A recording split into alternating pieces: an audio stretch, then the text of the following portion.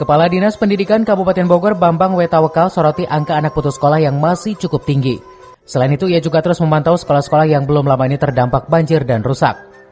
Ia menjelaskan memang jumlah angka putus sekolah sangat tinggi dengan persentase 1-5% anak di Bogor tidak melanjutkan pendidikan. Disdik juga sudah berkomunikasi dengan BPS Badan Pusat Statistik agar kedepannya bisa diminimalisir. Selain itu, Dinas Pendidikan juga akan berkoordinasi dengan Dinas Kependudukan dan Catatan Sipil Disdukcapil dan Dinas Pemberdayaan Masyarakat Desa DPMD Kabupaten Bogor agar kasus anak putus sekolah tidak berkelanjutan dengan cara meningkatkan angka RLS. Dan menjadi prioritas kita untuk dilakukan perbaikan. Kecamatan mana Pak? Paling banyak sekolah? Tentunya yang kemarin sekolah-sekolah yang satu kena banjir, kena roboh.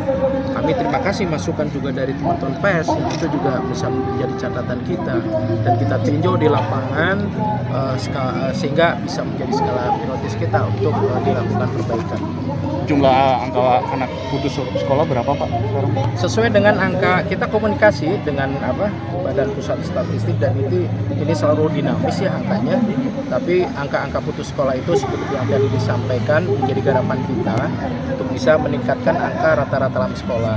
Kita akan koordinasi kerjasama dengan Dinas Kependudukan Catatan Sipil, kemudian juga dengan DPMD untuk rata-rata dalam sekolah ini bisa ditingkatkan karena rata-rata dalam sekolah ini dihitungnya untuk angka BPS itu 25 tahun ke atas, sehingga kita coba dengan RT RW yang belum melaksanakan sesuai dengan yang disampaikan wajib belajar tadi, kita ikut sertakan dalam ujian-ujian kesetaraan.